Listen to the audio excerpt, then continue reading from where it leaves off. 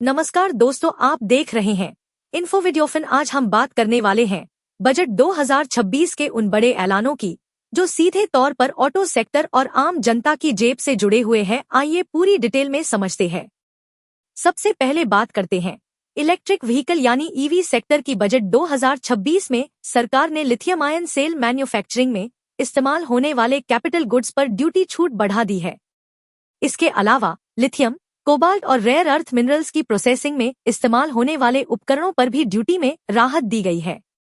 अगर बैटरी बनाने की लागत कम होगी तो गाड़ियों की कीमत भी धीरे धीरे कम हो सकती है। ईवी कारें और टू व्हीलर सस्ते हो सकते हैं। इलेक्ट्रिक बसें और कमर्शियल वाहन भी किफायती बनेंगे। लॉन्ग टर्म में बैटरी रिप्लेसमेंट कॉस्ट कम हो सकती है, यानी आने वाले समय में पेट्रोल डीजल की जगह ईवी ज्यादा सुलभ हो सकते हैं।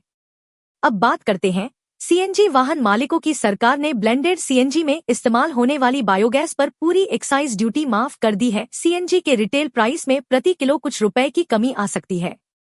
हालांकि यह बहुत बड़ी कटौती नहीं है, लेकिन जिन लोगों की गाड़ियां रोज चलती हैं, जैसे टैक्सी ड्राइवर, ऑटो ड्राइवर या डेली ऑफिस जाने वाले लोग, उनके लिए यह राहत महत्वपूर्ण है।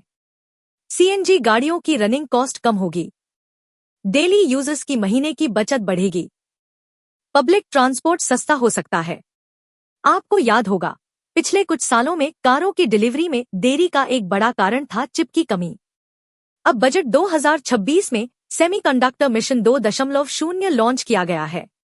पहले फोकस सिर्फ चिप मैन्युफैक्चरिंग पर था, लेकिन अब इसमें शामिल किया गया है उपकरण, कच्चा माल, डिजाइन और आईपी।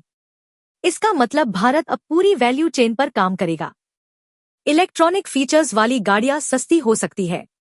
इंपोर्ट पर निर्भरता कम होगी। लॉन्ग टर्म में गाड़ियों की कीमत स्थिर रहने में मदद मिलेगी।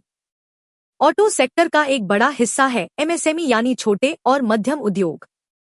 सरकार ने 10,000 करोड़ रुपए का एसएमई ग्रोथ फंड प्रस्तावित किया है।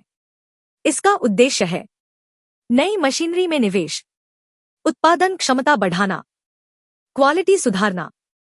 जब ऑटो कंपोनेंट बनाने वाली कंपनियां मजबूत होंगी तो गाड़ियों की लागत भी नियंत्रित रहेगी। मेंटेनेंस कॉस्ट कम, स्पेयर पार्ट्स की उपलब्धता आसान। ईवी इंडस्ट्री का भविष्य बैटरी पर निर्भर है और बैटरी का भविष्य रेयर अर्थ मिनरल्स पर। सरकार ने ओडिशा, केरल, आंध्र प्रदेश और तमिलनाडु में रेयर अर्थ कॉरिडोर विकसित करने की योजना बनाई है। इसका मतलब भारत अपनी ईवी सप्लाई चेन को सुरक्षित करना चाहता है। इसका फायदा, बैटरी की सप्लाई स्थिर रहेगी, कीमतों में अचानक बढ़ोतरी कम होगी, ईवी इंडस्ट्री में तेजी आएगी। एक और बड़ा ऐलान है डानकुनी ईस्ट से सूरत वेस्ट तक नया डेडिकेटेड फ्रेट कॉरिडोर। यह रेल और जलमार्ग आधारित फ्रेट सिस्टम को बढ़ावा देगा। लॉजिस्टिक्स कॉस्ट कम होगी। अब सवाल सबसे बड़ा, क्या ईवी और सीएनजी गाड़ियां सस्ती होंगी? ईवी बैटरी लागत कम होने से धीरे धीरे कीमत में कमी संभव। सीएनजी कुछ रुपए प्रति किलो की राहत संभव। सेमीकंडक्टर सप्लाई स्थिर, कीमतों में उतार चढ़ाव कम। एमएसएमई सपोर्ट, बेहतर क्वालिटी और स्थिर कीमत। लॉजिस्टिक्स सुधार, ट्रांसपोर्ट कॉस्ट में कमी।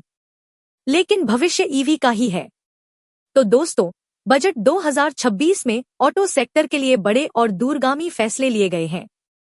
अगर वीडियो पसंद आया हो तो लाइक करें, शेयर करें और चैनल को सब्सक्राइब करना ना भूलें।